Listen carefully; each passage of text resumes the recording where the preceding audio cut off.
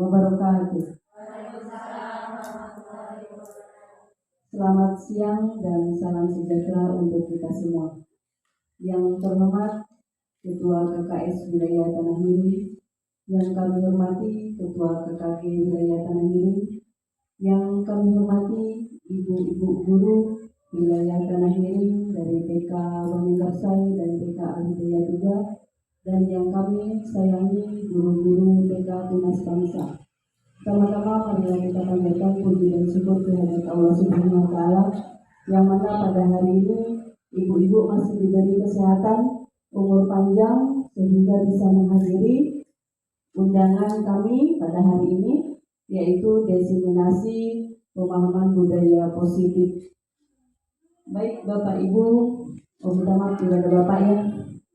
Kebiasaan dengan teman-teman CGP ada Bapaknya, gitu. Jadi ibu-ibu yang saya hormati, kegiatan kita pada hari ini santai saja. Saya ingin berbagi pemahaman tentang budaya positif yang sebenarnya sudah dilaksanakan di sekolah kita masing-masing. Izinkan saya memberikan materi pada kesempatan ini, dan saya mengharapkan kepada ibu-ibu guru semua untuk aktif kita berdiskusi dalam kesempatan hari ini. Baik Ibu-Ibu, izinkan saya untuk memaparkan materi. Materi kita yang pertama yaitu diseminasi dari modul 1.4 budaya positif. Budaya positif sebenarnya sudah banyak kita lakukan. Kita pelajari lagi pada saat saya mengikuti guru penggerak.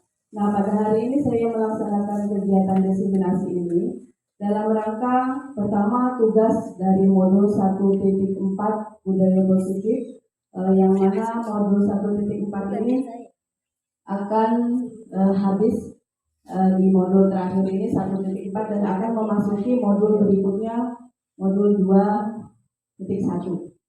Kemudian saya Neng Enok dari TK Tunas Bangsa, calon guru penggerak angkatan ke-8 Kabupaten Merauke.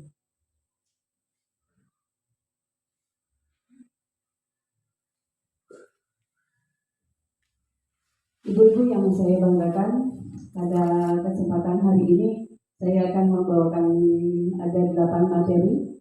Yang pertama yaitu perubahan paradigma belajar, yang kedua disiplin positif, yang ketiga nilai-nilai kebajikan, yang keempat kebutuhan dasar manusia, yang kelima motivasi perilaku manusia, yang kelima posisi kontrol guru, yang keenam keyakinan kelas, yang ke-8 segitiga restitusi.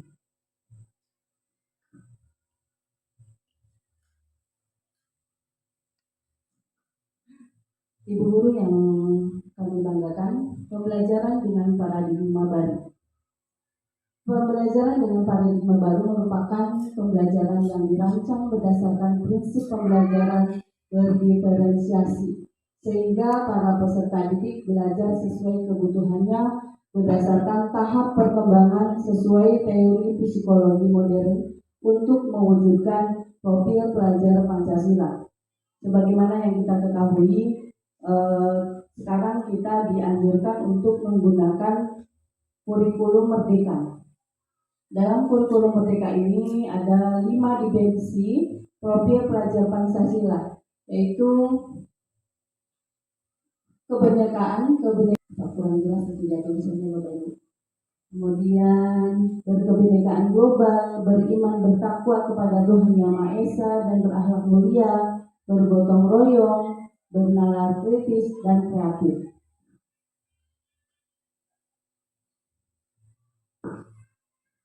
Dalam materi berikutnya yaitu miskonsepsi tentang teori kontrol. Selama ini kita selalu berpendapat, padahal pendapat kita itu sebenarnya hanya ilusi. Ilusi guru mengontrol murid.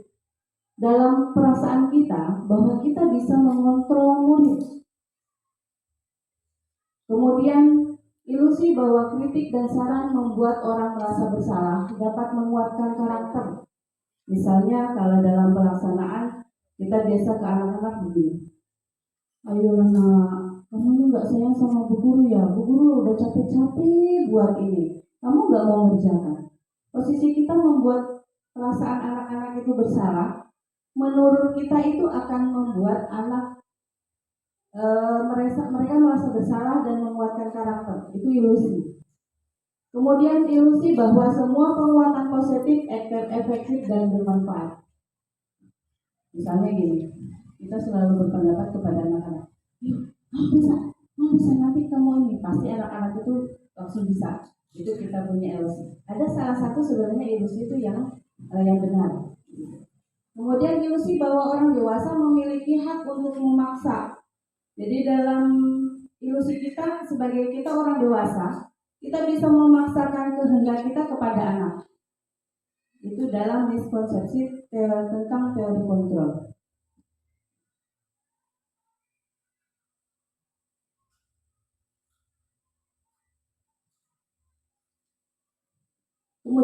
Kemudian kita berusaha mengubah paradigma stimulus respon ke pendekatan teori kontrol.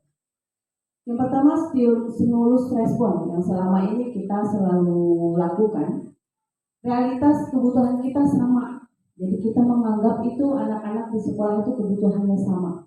Itu dari stimulus respon. Sedangkan dari teori kontrol menyatakan realitas kebutuhan kita berbeda. Satu anak dengan anak yang lain tentu tidak sama. Sehingga pembelajaran yang kita buat pun tidak boleh sama. Karena kebutuhan mereka berbeda. Kemudian dari stimulus respon, semua orang melihat hal yang sama. Jadi apa yang kita lihat itu, kita menganggap orang lain itu sama melihatnya kita. Gitu. Kemudian dalam teori kontrol, setiap orang memiliki gambaran berbeda. Berikut kita mencoba mengubah orang agar berpandangan sama dengan kita. Kebanyakan kita sering memaksakan kehendak kita agar orang lain itu satu pendapat dengan kita. Kita berusaha menyampaikan pendapat kita dan orang lain juga harus sama pendapatnya dengan kita. Gitu ya ibu-ibu biasanya. Dalam teori kontrol, kita berusaha memahami pandangan orang lain tentang dunia. Tentunya pandangan orang lain itu kalau di teori kontrol kita melihat bentuk ini tuh lingkaran misalnya. Menurut kita, belum tentu orang lain yang melihat itu adalah lingkaran. Jadi kalau dalam teori kontrol itu kita berusaha memahami pandangan orang lain tentang dunia. Kemudian perilaku buruk dilihat sebagai suatu kesalahan dalam stimulus respon. Sedangkan dalam teori kontrol, semua perilaku memiliki tujuan. Jadi anak-anak yang melakukan kesalahan atau melakukan kenakalan itu mereka memiliki tujuan kalau dilihat dari teori kontrol. Kemudian orang lain bisa mengontrol saya dalam stimulus respon. Itu berpendapat bahwa orang lain itu bisa mengontrol saya. Contoh kegiatannya ini, kita mengepalkan tangan. Dalam stimulus respon, kita berpendapat bahwa orang lain itu akan bisa membuka genggaman tangan kita. Tapi dalam teori kontrol, hanya diri kita sendiri yang bisa mengontrol diri sendiri. Jadi kalau kita nggak mau membuka kepala tangan ini, tidak ada satu orang pun yang akan mampu membukanya dalam teori kontrol. Kemudian saya bisa mengontrol orang lain dalam stimulus respon. Dalam teori kontrol, Anda tidak bisa mengontrol orang lain. Kemudian dari stimulus respon lagi, pemaksaan ada pada saat bujukan gagal. Ya, biasa kita lakukan. Saat kita membujuk anak-anak dan tidak mempan, gagal bujukannya, maka pemaksaan akan dilakukan. Itu dalam stimulus respon. Kemudian dalam teori kontrol tidak seperti itu. Dalam teori kontrol akan dilakukan kolaborasi dan konsensus menciptakan pilihan-pilihan baru. Jadi kalau anak tidak mau ini, kita akan pilih yang lain. Pilihlah yang ini, kita menyediakan lebih banyak kegiatan. Kemudian dalam stimulus respon, model berpikir menang kalah. Jadi dalam stimulus respon tuh, kalau dalam suatu kegiatan tuh, kalau nggak menang-menang, nanti kalah. Kalau menang kalah, pikirannya dalam kita tuh menang kalah. Dalam teori kontrol, model berpikirnya menang-menang. Kamu menang, saya menang. Jadi bisa jalan sama-sama. Berikut adalah disiplin positif. Disiplin berasal dari bahasa Latin, disciplina, yang artinya belajar. Kata discipline juga berasal dari akar kata yang sama dengan disiplin atau murid pengikut untuk menjadi seorang murid. Jadi disiplin itu untuk mendisiplinkan anak murid supaya mengikut aturannya kita. Disiplin itu. Kemudian dengan kata lain, disiplin juga mempelajari bagaimana cara kita mengontrol diri dan bagaimana menguasai diri untuk memilih tindakan yang mengacu pada nilai-nilai yang kita hargai agar tercapai tujuan mulia yang diinginkan. Sebagai pendidik, tujuan kita adalah menciptakan anak-anak yang memiliki disiplin diri sehingga mereka bisa berperilaku dengan mengacu pada nilai-nilai kebajikan universal dan memiliki motivasi intrinsik bukan ekstrinsik. Suara saya masih terdengar? Berikut nilai-nilai kebajikan yang disepakati bersama lepas dari suku, bangsa, agama, bahasa maupun latar belakangnya. Contoh-contoh nilai kebajikan institut atau organisasi. Nilai kebajikan dari profil pelajar Pancasila yaitu beriman, bertakwa kepada Tuhan Yang Maha Esa, berakhlak mulia, mandiri, bernalar kritis, berkebinekaan global, bergotong royong, serta kreatif. Kemudian dari IPO Primary Years Program atau toleransi rasa, hormat, integritas, mandiri, menghargai, antusias, empati, keingintahuan, kreativitas kerjasama, percaya diri, dan komitmen. Kemudian dari keterampilan hidup atau life skill, itu nilai kebajikannya dapat dipercaya, lurus hati, pendengar yang aktif, tidak merendahkan orang lain, memberikan yang terbaik dari diri. Masih ada 2 lagi dari nilai-nilai kebajikan yang saya tunjukkan di sini, hanya nilai-nilai kebajikan dari 3 pendapat saja. Profil pelajar Pancasila, IPO Primary. Bentar ya dulu, ganti ini dulu. Masuk ke materi berikutnya, yaitu kebutuhan dasar manusia. Kebutuhan dasar manusia adalah segala sesuatu yang kita lakukan untuk mendapatkan apa yang kita inginkan. Seluruh tindakan yang kita lakukan memiliki tujuan tertentu, dan semua usaha terbaik yang kita lakukan adalah dalam rangka agar kebutuhan dasar kita terpenuhi dengan baik. Jadi kebutuhan dasar manusia itu kita berusaha bagaimanapun caranya, apapun yang kita lakukan adalah untuk memenuhi kebutuhan dasar kita sebagai manusia.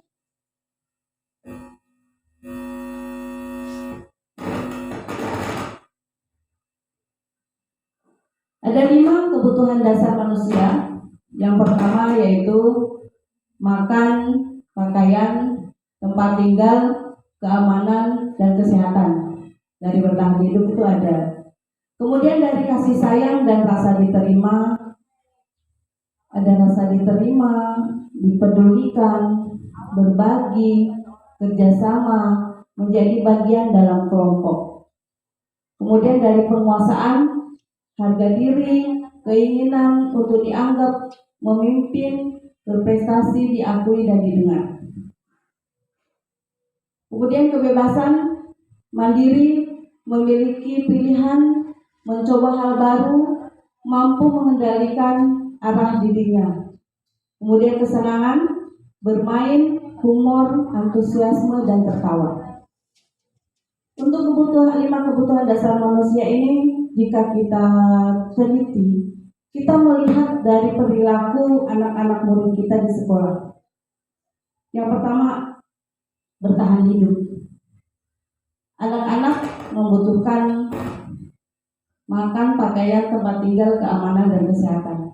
Jika kebutuhan bertahan hidup ini tidak dipenuhi, misalnya oleh orang tuanya, contoh misalnya makanan, mereka dari rumah bekalnya tidak sama dengan temannya punya ya, itu maka dia akan menunjukkan sikap, misalnya kalau anak baik dia meminta, jika dia kurang baik dia akan merebut. Kenapa dia melakukan hal tersebut? Kita kalau secara langsung kita melihat anak yang mengambil makanan temannya, kita akan langsung menjudge mereka, kamu ini nakal ya, ambil makanannya teman. Tapi jika kita melihat kebutuhan dasarnya apa yang dia lakukan itu, dia mengambil makanan teman.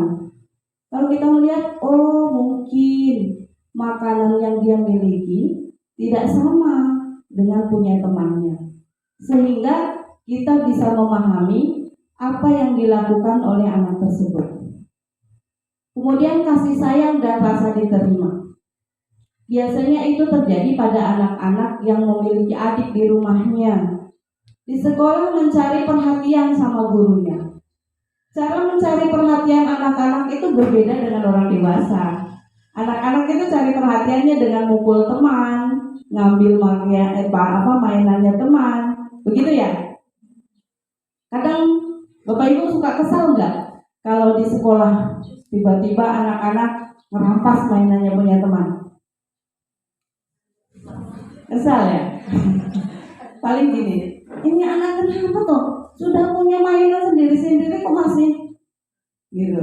Padahal dia sebenarnya belum terpenuhi kebutuhan dasarnya dia itu. Dia ingin disayang, ingin diterima di kelompoknya. Kadang mungkin lagi main masak-masakan, tiba-tiba dia nggak diajakin. Akhirnya dia membuat kekacauan. Padahal sebenarnya dia hanya ingin diterima dari kelompoknya. Kemudian penguasaan. Harga diri, keinginan untuk dianggap memimpin, berprestasi gitu. Biasanya anak-anak yang pintar, dia selalu ingin menguasai orang lain.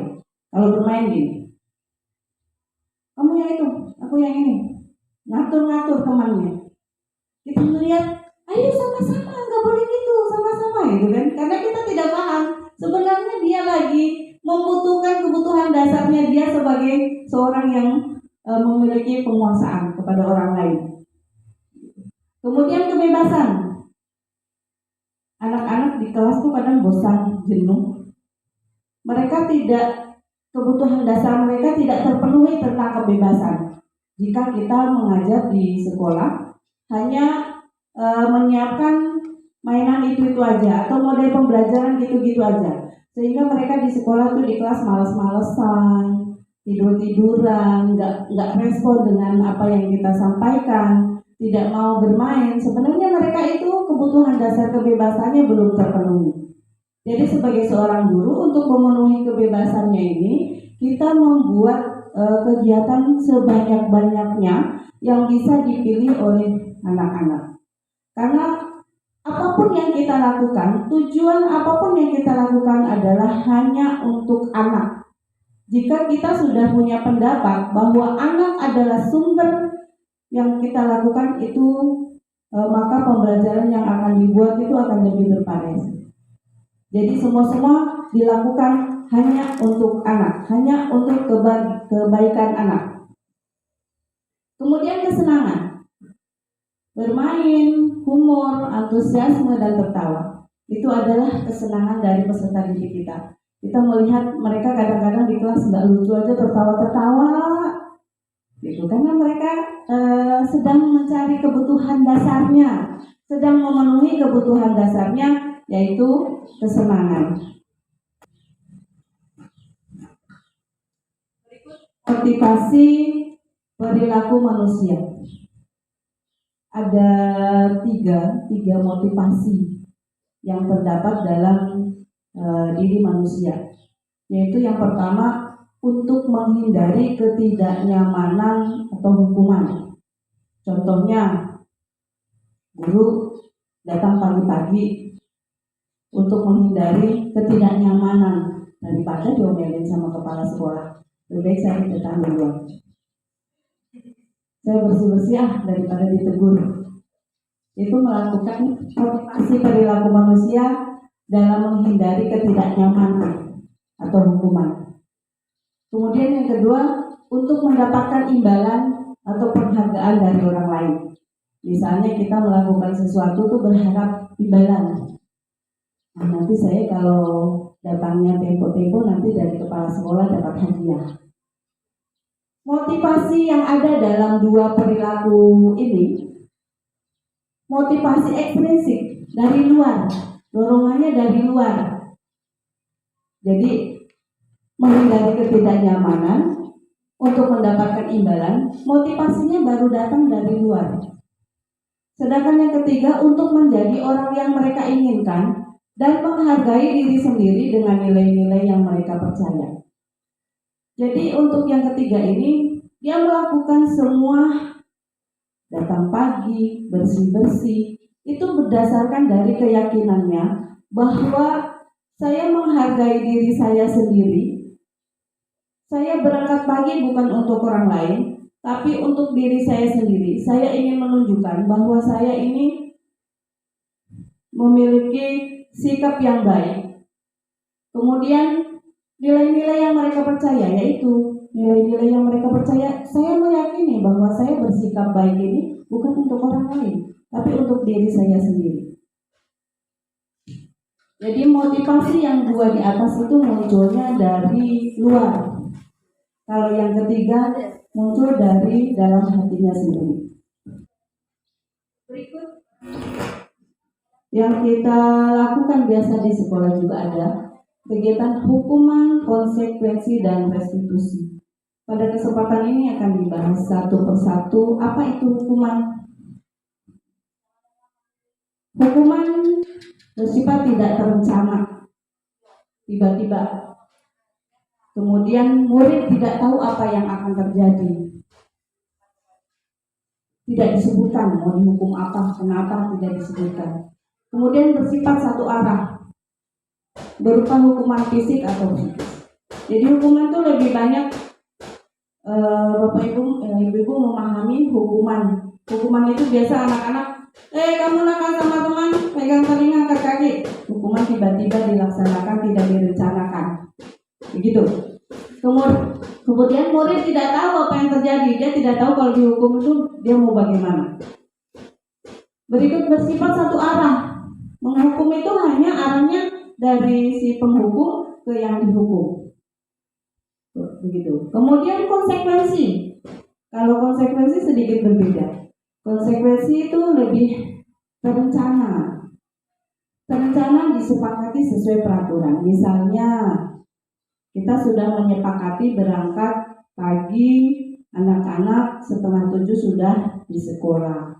Ada anak yang terlambat sampai di sekolah jam 7:30.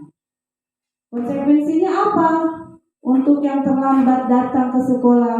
Nah, itu konsekuensinya pastinya sudah dibicarakan sebelumnya. Yang datang terlambat berarti kamu misalnya bersihkan WC, ngepel, nyapu halaman, misalnya kalau yang kelas-kelas besar.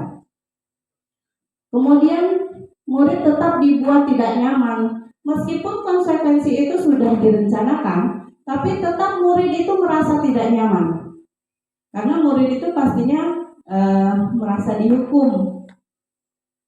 Misalnya tidak pakai atribut sekolah, waktunya upacara, bajunya harusnya seragam biru, dia pakai batik, pasti kan ditegur sama gurunya.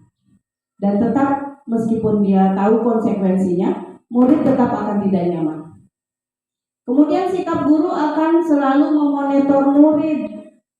Guru ini akan selalu melihat peraturan-peraturan yang sudah dibuat dan konsekuensinya. Dia akan selalu memonitor murid mana yang melanggar konsekuensi, mana yang melanggar peraturan. Jadi guru selalu memonitor. Ada lagi dalam berikutnya yaitu restitusi. Mungkin restitusi ini baru-baru aja kita dengar. Restitusi itu proses menciptakan kendali bagi murid untuk memperbaiki kesalahan. Jadi dalam restitusi, kesalahan anak itu tidak tiba-tiba kita hukum, tidak tiba-tiba anak harus menerapkan konsekuensi. Kemudian proses kolaboratif yang mengajarkan murid untuk mencari solusi sendiri. Jadi dalam restitusi ini, anak diajak untuk melihat kesalahannya. Apa sih yang sudah kamu lakukan? Salah tidak yang kamu lakukan? Kemudian kamu bisa tidak memperbaikinya. Begitu dalam restitusi. Berikut 5 posisi kontrol guru. Selama ini setelah melihat ini, coba sambil ibu-ibu semua memikirkan posisi di mana kita. Yang pertama penghukum, yang kedua pembuat merasa bersalah, yang ketiga teman, yang keempat pemantau, yang kelima manajer. Untuk posisi penghukum, pasti ibu-ibu sudah paham ya. Penghukum, pernahkah kita lakukan sebagai penghukum? Saya sendiri sering. Kemudian pembuat merasa bersalah, sering. Kemudian teman, nah selalu, kalau di TK selalu jadi teman. Kemudian pemantau, ya. Manajer sudah dilakukan? Manajer.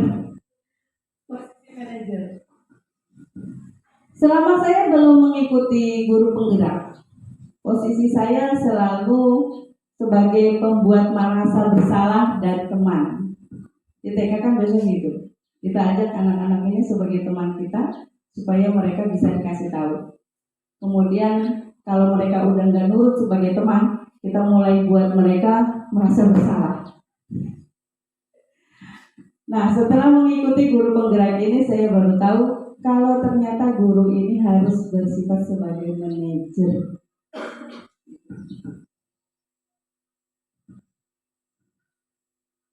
Berikut materinya keyakinan kelas. Di situ ada pertanyaan. Mengapa keyakinan kelas? Mengapa bukan peraturan kelas? Bapak Ibu ada yang bisa menjawab? Mengapa keyakinan kelas?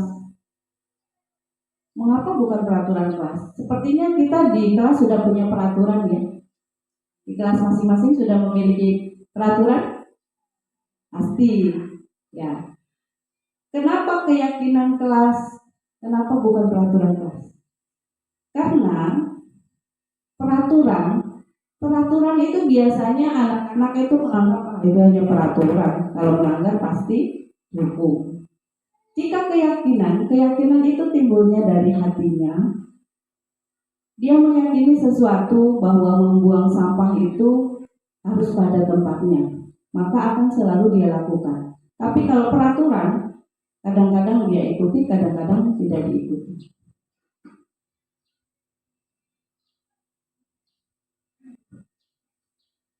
Bagaimana cara pembentukan keyakinan kelas?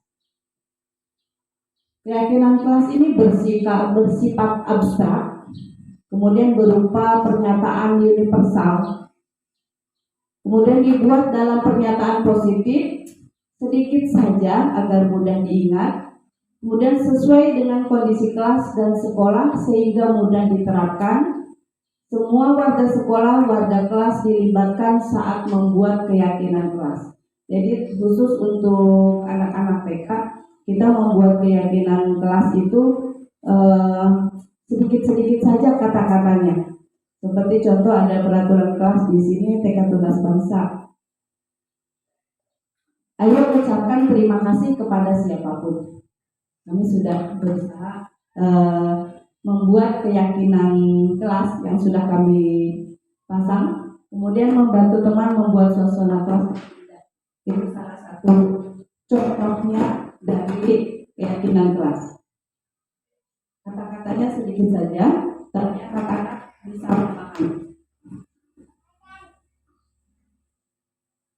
Kemudian disesuaikan dengan kondisi kelas. Misalnya saya CGP tapi ngajarnya di kelas TK, berarti disesuaikanlah keyakinan kelas itu dengan sekolah saya. Beda dengan teman CGP kita dari SMP, pastinya lebih beda lagi dengan TK untuk membuat keyakinan kelasnya.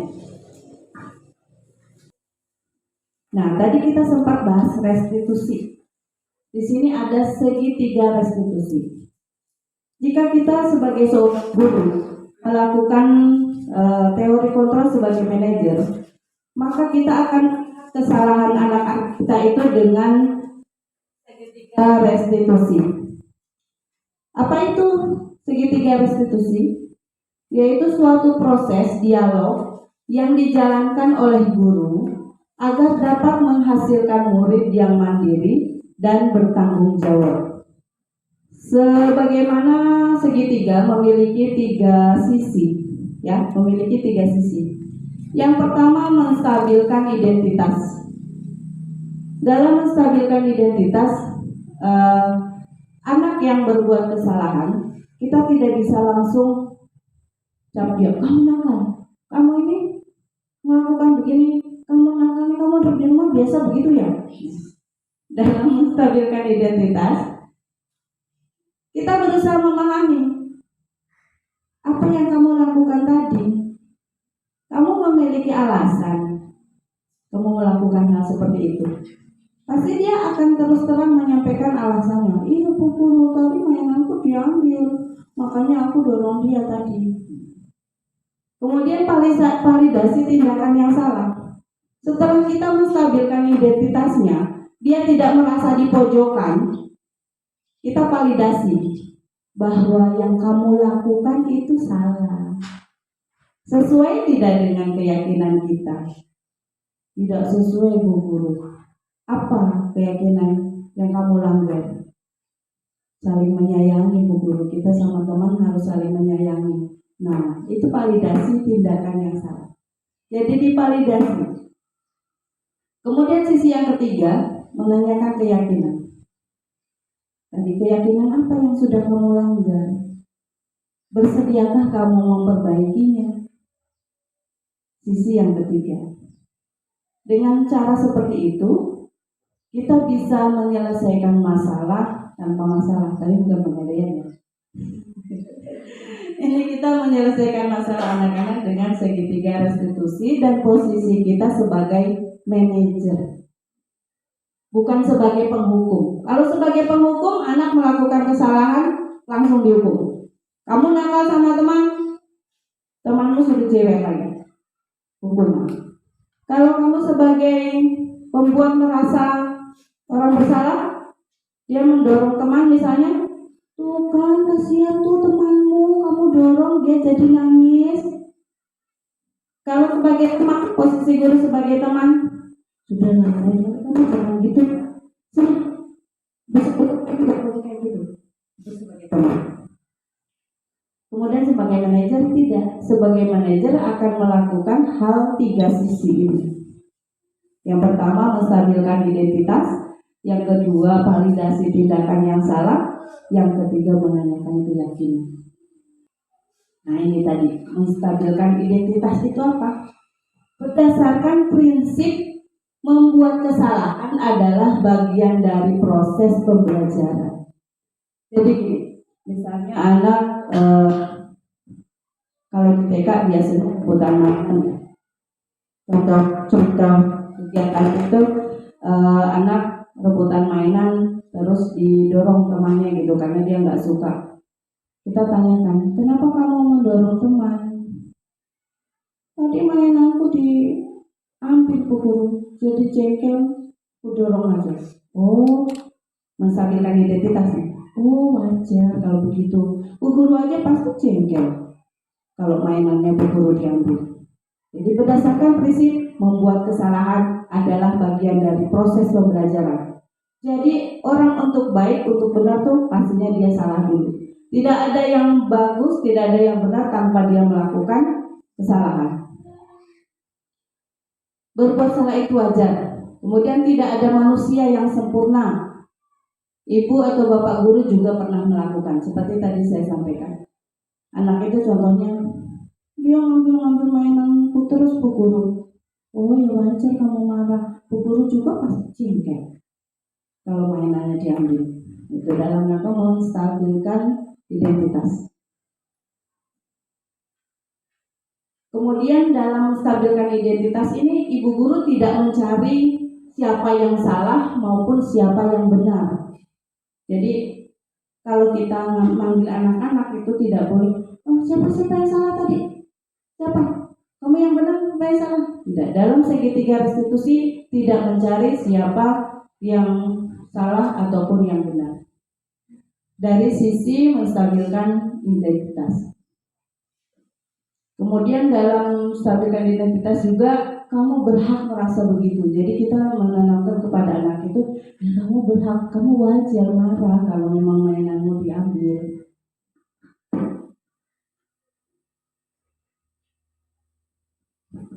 Berikut validasi tindakan yang salah itu berdasarkan prinsip setiap perilaku berupaya memenuhi kebutuhan tertentu. Nah, dalam validasi tindakan yang salah ini, kita akan melihat kebutuhan dasar apa yang tidak terpenuhi sehingga mereka melakukan hal seperti itu.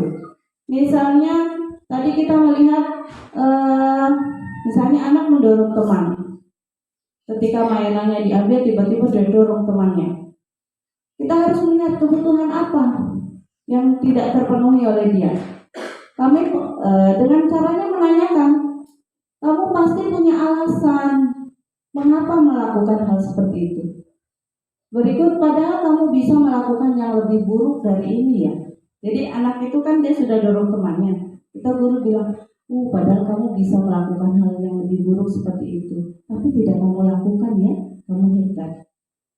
Kemudian kamu patut bangga karena telah melindungi sesuatu yang paling penting buatmu. Jadi mainanmu kan paling penting. Jadi kamu bisa mempertahankan mainanmu. Kemudian kamu melakukannya karena mempertahankan sesuatu yang penting bagimu.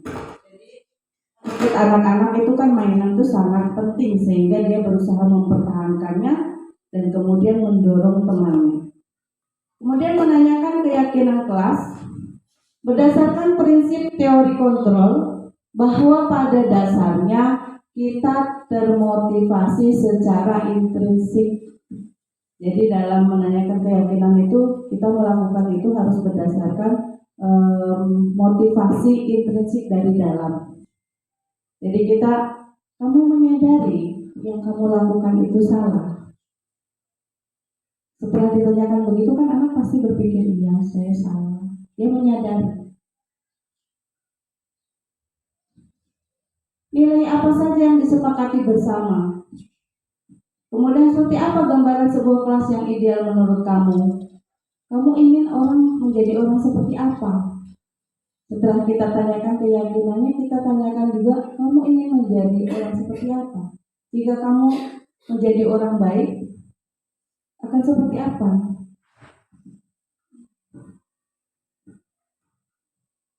Selesai materinya.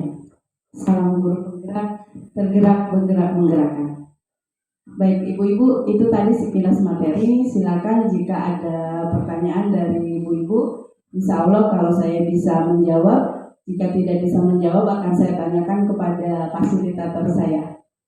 Baik, waktu kami persilakan.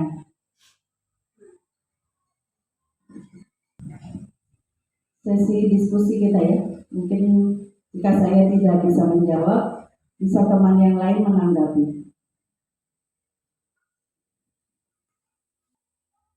Silakan Bu Christine.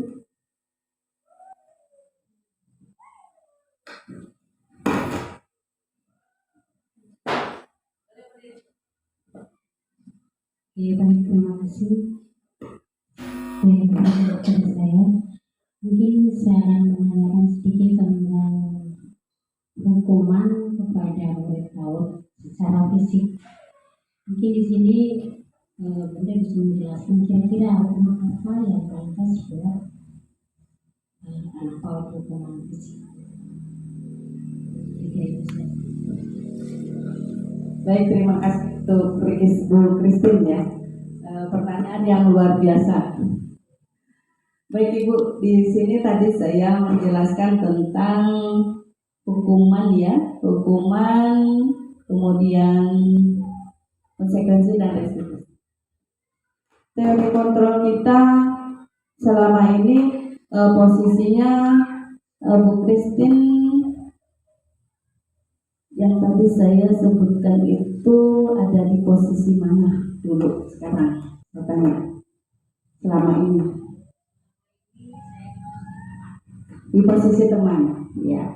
Untuk teman kayaknya kalau guru TK semua begitu ya, posisinya sebagai teman ya lebih banyak ya.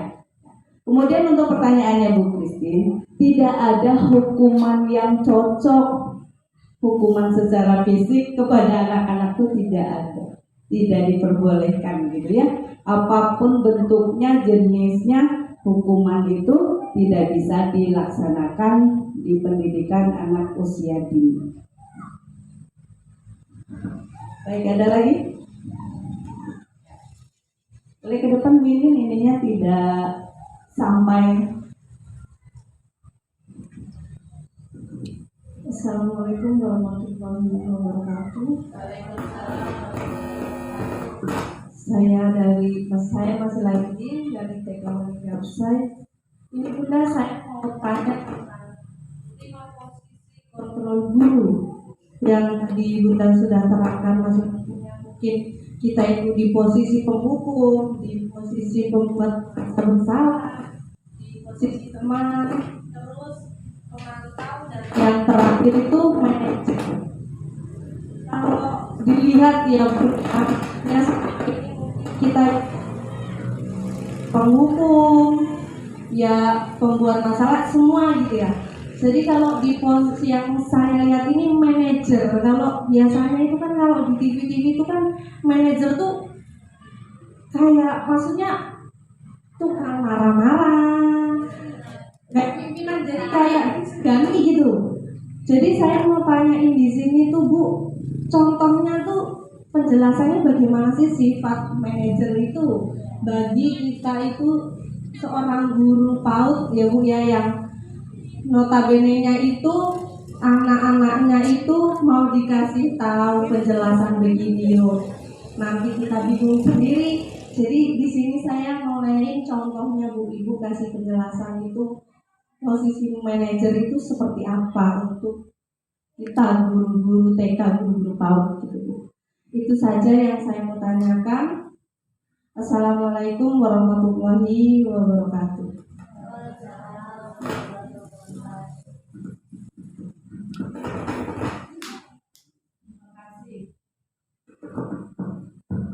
Wah, pertanyaan yang luar biasa. Bisa jawab nggak ya Bu? Coba saya lihat materi juga ya, supaya jawaban saya tidak salah begitu ya Bu ya. Mohon ditunggu sebentar, saya ngecek dulu materinya. Baik, terima kasih Bu Indin atas pertanyaannya. Posisi manajer yang diharapkan sama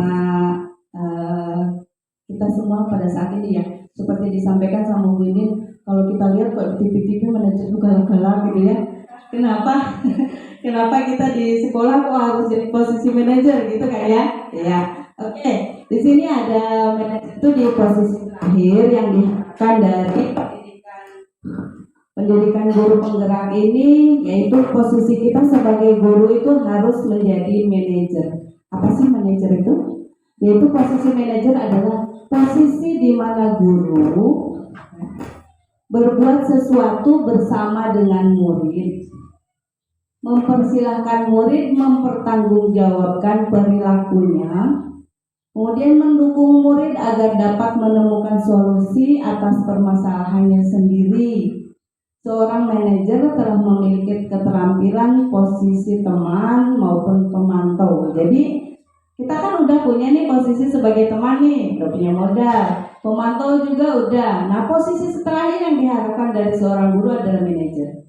Jadi manajer itu tidak hanya bisa menyalahkan kepada anak-anak, tapi mengajak anak itu untuk bersama-sama menyelesaikan masalah, mencari solusinya. Begitu ya, Bu Idin ya. Jadi manajer itu yang diharapkan kita guru-guru pada masa sekarang ini jadi guru yang sebagai manajer, tapi bukan manajer yang kayak di kantoran gitu galak-galak. Manajer di sekolah tentunya karena kita sudah punya modal sebagai teman, ya kan? Sudah punya modal sebagai pemantau, tinggal satu langkah kita lagi untuk sebagai manajer, yaitu manajer itu kita mendidik anak untuk tadi segitiga restitusi, menstabilkan identitas, kemudian validasi tindakan yang salah, yang ketiga menanyakan keyakinan. Oke, cukup pertanyaan jawabannya? Baik, terima kasih banyak. Bukan dulu. Nah, silakan ada lagi yang lain? Supaya tidak ngantuk, Bu. Ini cuaca jam tidur.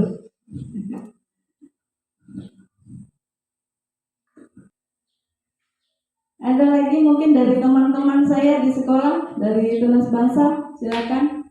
Intinya kegiatan pada hari ini yaitu saya berbagi pemahaman tentang budaya positif yang tentunya saya juga baru proses, baru modul 1.4 baru habis ini modul 1 ya.